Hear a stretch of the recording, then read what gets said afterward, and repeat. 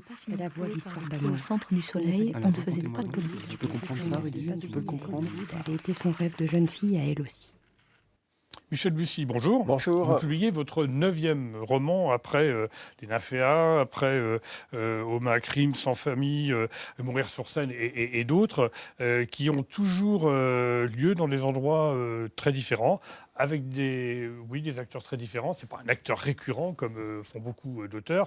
Et vous êtes, à l'heure actuelle, on le dit quand même, l'auteur français le plus lu dans le domaine du polar. Je pense qu'il y a un petit peu d'orgueil, un peu de satisfaction personnelle.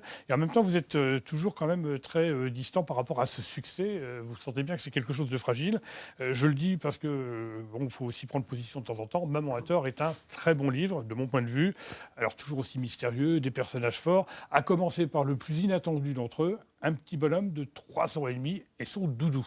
Oui, alors c'est vrai que c'était un pari. Je voulais faire un roman autour de la mémoire d'un très jeune enfant, donc avant 6 ans, et puis en rencontrant des psychologues du développement de l'enfant, par rapport à mon histoire qui suppose que la mémoire d'un enfant est en train de partir, de partir très vite. Un enfant qui part en vacances à 3 ans, à 4 ans, il ne se souviendra plus qu'il est parti en vacances, qu'il a vu la mer, sauf si ses parents, évidemment, lui en reparlent et lui montrent des photos.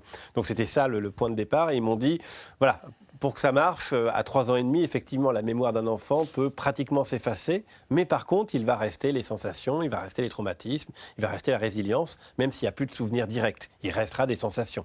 Voilà. Et par exemple, si c'est un traumatisme important, il restera une peur, il restera ça. Alors, donc c'est là-dessus que je joue mon roman.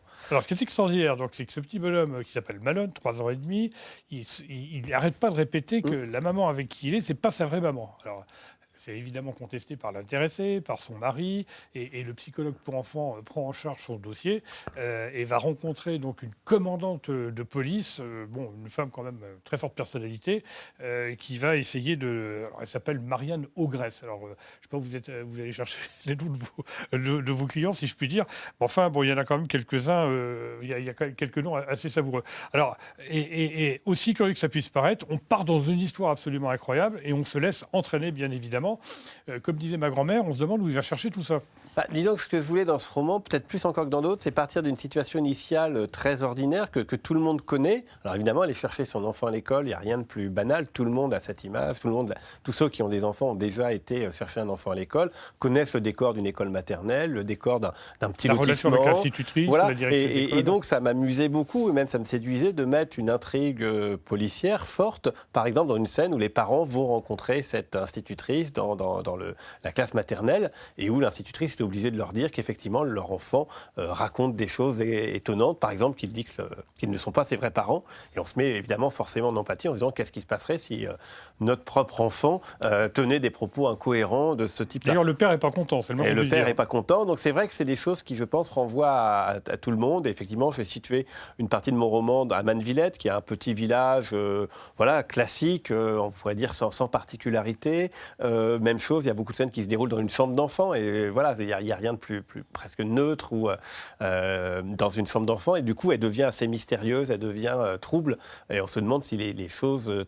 les doudous, les peluches n'ont pas un rôle particulier, alors qu'a priori, il n'y a rien de plus rassurant qu'une peluche.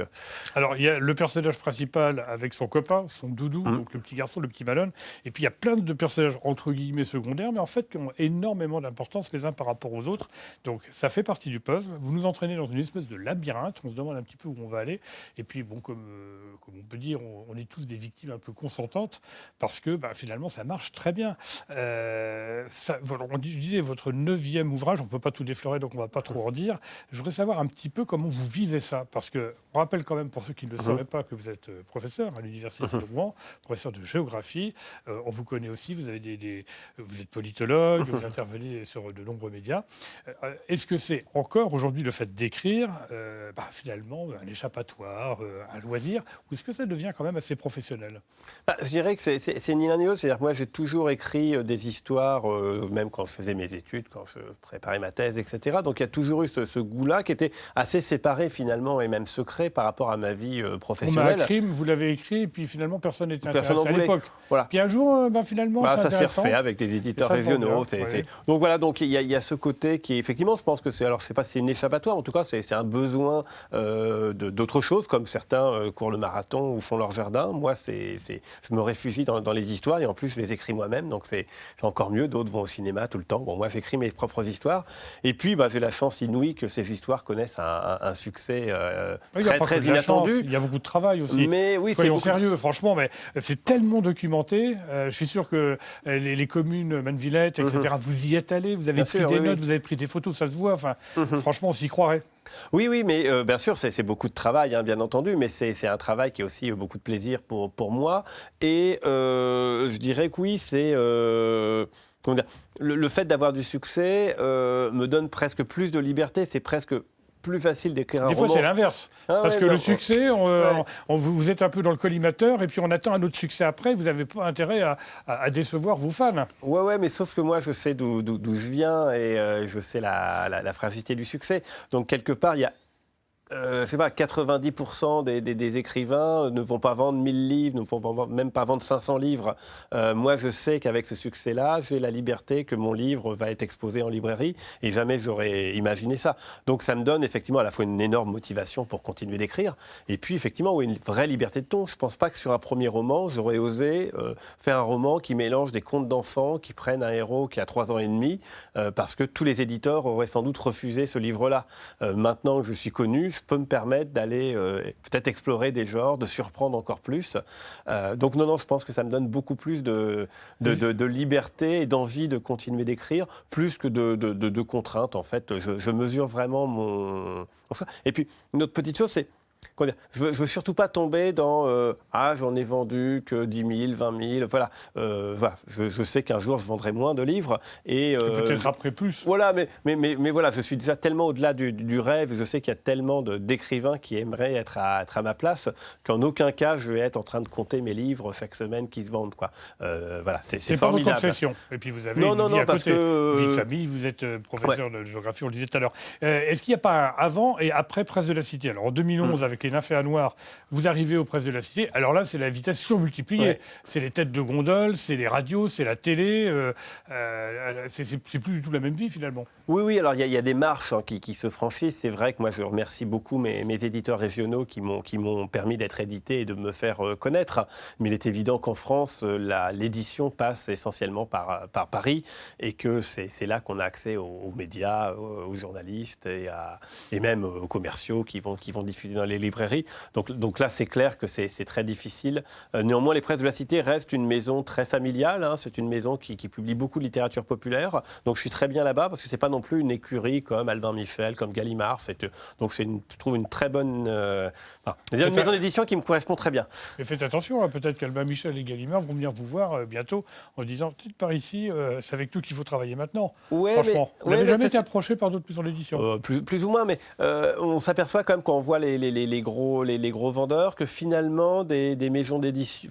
qui se répartissent dans différentes maisons d'édition. C'est vrai que on a l'exemple d'Anna Gavalda chez La Dilettante, Joël Dicker chez le Gallois. Donc parfois des petits éditeurs, mais qui ont une renommée nationale, finalement sortent des auteurs qui vendent beaucoup.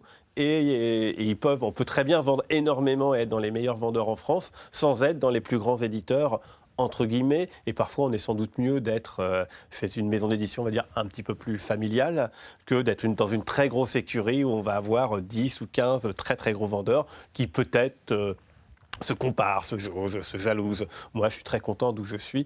Et puis, une nouvelle fois, je pense qu'il y a encore une dimension un petit peu familiale, humaine, dans tout ça qui me plaît beaucoup. Finalement, vous ne changez pas, hein. Vous restez assez modeste. Et les pieds sur terre, vous n'êtes pas la tête dans les étoiles, ça vous monte pas le succès ne vous monte pas à la tête, visiblement. Ce qui est formidable dans l'écriture, finalement, par rapport à plein d'autres arts, c'est qu'en fait, déjà, l'écriture, il faut être humble, parce qu'on est très longtemps tout seul à écrire devant son ordinateur. Donc, c'est pas très, très glamour, finalement, d'être... on est beaucoup moins de temps devant les médias qu'à écrire son bouquin pendant des centaines d'heures. C'est glamour d'être devant les médias. En même temps, ça se passe dans la tête quand vous écrivez. Voilà. Donc, ça vient de vous. Donc, c'est un exercice solitaire solitaire, de longue haleine. Voilà, faut être assez humble et savoir se relire, savoir se critiquer soi-même pour faire un bon bouquin. Donc ça, c'est pour ce premier travail-là. Et puis après, une fois que le bouquin est sorti, ma foi, les gens, ils n'achètent pas le bouquin pour votre tête ou parce que vous êtes sympathique. Ils achètent le bouquin parce qu'ils vont l'aimer, l'histoire ou le style. Et du coup, on n'est pas des rockstars, les écrivains, sauf quelques vedettes qui passent à la télé. Mais Qui parfois se font aider pour écrire leur ouais, livre. mais si vous prenez les 10 plus gros vendeurs de livres en France, pratiquement aucun n'est une vedette de la télé et la tête n'est connue. On ne connaît pas vraiment la tête de Guillaume Musso, de Françoise Bourdin ou de Gilles Le Gardinier, par exemple. Donc, parce que ce sont des gens qui, tout simplement, préfèrent écrire. Et finalement, ils adorent que leurs bouquins... C'est sûr qu'on adore voir ces livres en tête de gondole, ça, on ne va pas se le cacher. Mais ce qui compte, c'est... on aime ça, non pas pour soi, parce qu'on se dit que l'histoire qu'on a inventée, beaucoup de gens vont la lire et l'aimer. Donc finalement, écrivain, c'est, je crois, pour beaucoup, les vrais écrivains sont des gens qui se cachent derrière leurs livres, plutôt que de se montrer devant les caméras. Mais écoutez, Michel Bussy, merci. Merci de nous avoir un peu expliqué comment vous travaillez. C'est important quand même de savoir aussi comment les écrivains avancent. Et puis bon... Tant mieux que vous n'ayez pas trop de stress, continuez, et puis continuez à nous faire des livres aussi intéressants que Maman a tort. Donc c'est le dernier ouvrage que vous publiez aux Presses de la Cité. Merci beaucoup. Merci beaucoup. On ne voulait pas faire la voix l'histoire d'amour. Au centre du soleil, on ne faisait pas de politique. Tu peux comprendre ça, Rudy ? Tu peux le comprendre ? Ça avait été son rêve de jeune fille à elle aussi.